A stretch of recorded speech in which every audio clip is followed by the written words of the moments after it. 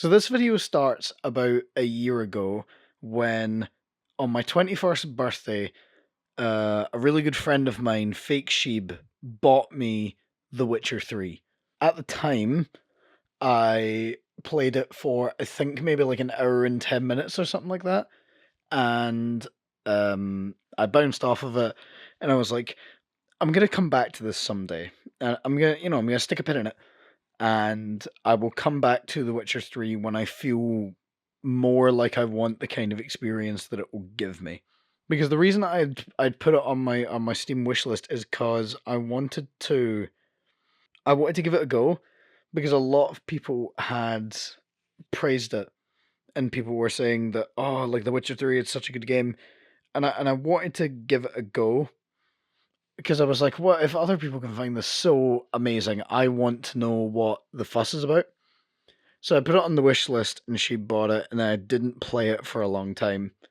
But what I did recently is I went back to it because I finished Yakuza 0 and I was on like a real story game kick.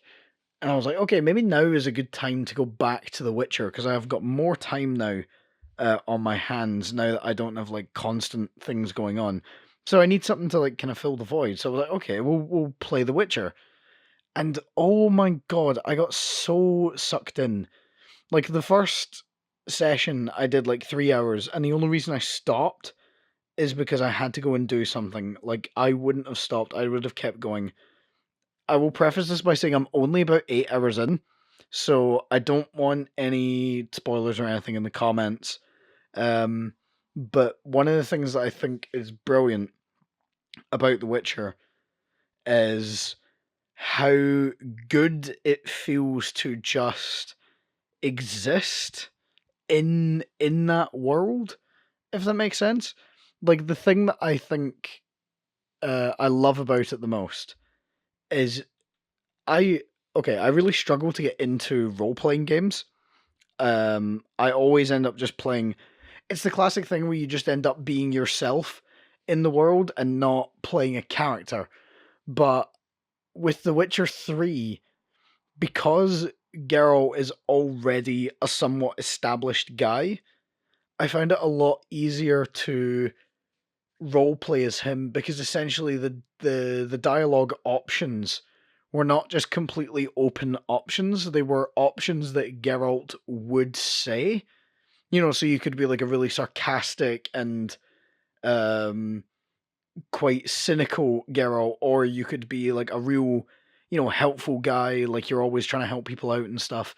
And I decided that I wanted to be sort of a mix of the two, which ended up depending on how interested I was in seeing where different quest lines were going.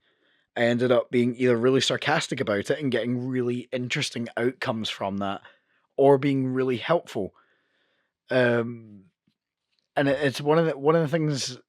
It's a thing that I struggle to get in games, and I love the fact that The Witcher 3 has managed to like pull that out of me. And I wanted to say that like I really just love existing in the world of The Witcher. Like it's just such an interesting thing for me at least, because I very rarely experience just wanting to exist in a game world. I'm either playing it because I find the story interesting, or I find the characters interesting, or I really like the core gameplay loop. But in The Witcher, like the combat is a little bit janky. It feels still a little bit like, even though they're on the third game and it's definitely got a lot of action game in it, it still feels like ever so slightly sluggish. So, and it's quite weighted and grounded and stuff like that. And I don't mind that in games. But The Witcher, it doesn't quite feel as refined as some other titles that I've played. Um, like the dialogue system, it's still very much like, you exhaust every option um that is like secondary information, and then you move on to the one that progresses the conversation. But this is like the first time in a game that I found myself actually wanting to know that extra information and not just skipping through. Um, and the side quests I just find really interesting. I don't normally play side quests in games. I always leave them until I've done the main story. But this time, what I found myself doing, because I wanted to embody being Geralt, I decided to engage with side content. Like the first thing I did when the game finally lets you out of the bar at the beginning, literally the first thing I did was go to the notice board, pick up the side quests, and do the first one that was like to my left, which was to get a. It was like a dwarf who's a blacksmith, and the forge had been burnt down. It was an arsonist, and you have to track down the arsonist and bring him to the dwarf, and then he gets the local guard involved, and like they take him away to be punished and stuff like that. And I can't remember exactly what the punishment was, but it was really overly harsh. And the game accounted for me thinking that, and it gave me the option to say that's a really harsh punishment, and I thought that was just absolutely brilliant. Like it's a, I mean, it sounds so simple, but like just this ability to role play as Geralt, because for example I've bounced off of other games that people say are great for role playing. Like I didn't role play much when I played Baldur's Gate 3 with my friends, and I couldn't get into like New Vegas and stuff like that. I struggled to get into or Skyrim as well. Like I really struggled to get into those games, and I was so pleased that The Witcher 3, not only did the main plot grip me, but also like just wanting to do side quests. Like I've spent so much of the first like 8 hours actively avoiding the main quest and trying to do as much side stuff as I can, because it's actually really good. And I think one of my favorite ones, one of the ones I really enjoyed, was in an abandoned city near, like an abandoned little settlement near White Orchard at the beginning. Um, like I discovered it without realizing I had a quest and found like a bracelet in the well.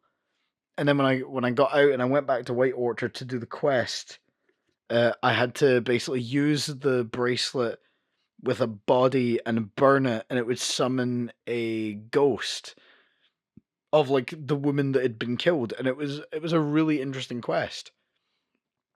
And then there was also the stuff. There was the guy who there's the guy who gives out passes to get into, I think it's Novigrad, to get across the bridges, and he would only give me a pass for a lower price if I went and helped his brother-in-law with like I think it was a ghoul problem. And I went over, and because I was really underprepared, the guy died, and it came up saying quest failed, and it was the first time I'd failed a quest, so I was like kind of expecting that the game would let me go back to him and try again. But no, the game adheres to its logic, and it just gave me the option to say that the guy had died, and the guy got really pissed off at me, and like basically told me to fuck off. He wouldn't give me a pass, and I loved that. Like I loved that the game had taken all that into account, because normally if I'd failed that quest, it would have just been a game over and load from the previous save. But like I could have loaded from my previous save, but I really didn't want to. I wanted to have my version of Geralt be molded by the choices that he's made and stuff like that, and the quests that I've failed. Because the one thing that I hate doing in games, I really do despise min-maxing the hell out of it. And because oftentimes I find that when you min-max a game, you min-max the fun out of it. Like the fun of just, oh, I like really stupid shit happening. Like, yeah, it's really easy to take the fun out of the game. And because I did the same thing in Yakuza 0 when I played that, there was so many side quests that I was doing, and oftentimes I was like, can I really be bothered with this side quest, or like, do I really want to say this thing in the dialogue? But I did it because it was funny and I wanted to see what the consequences were, and like those two games, The Witcher 3 and Yakuza 0, I think have got some of the most compelling side content I've ever seen. Because it's not just the old classic, like, oh, our settlement's been taken over, can you go get it back? You feel like you're actually helping someone with a real problem, and you're not just like some delivery guy or just some hired killer. Um, and the other thing that I really like about The Witcher is like you can refuse money for quests. But again, I was like, no, what would Geralt do? And the Witchers have a code that you cannot, like, you won't do anything without pay. So even though my option, like my personal choice, would have been to say, no, keep the money, it's fine, because I wanted to roleplay as Geralt, I was like, no, I'm taking the fucking money for my work. Like, I'm being paid for what I do. I am a Witcher. I'm a Witcher. I just love the fact that both Yakuza 0 and The Witcher 3 have made side content really compelling. Because there's so many games that fail to do that because they're written poorly or they feel like an afterthought or there's no urgency to them either. Whereas, like, sometimes in The Witcher, I noticed one of my quests, when I moved on in the main quest, I automatically failed the side quest because I hadn't done it and I had just moved on. And I love the fact that it holds you accountable for that because it makes me want to cherish all the side content that I can. And that's not even speaking for how good the main content is.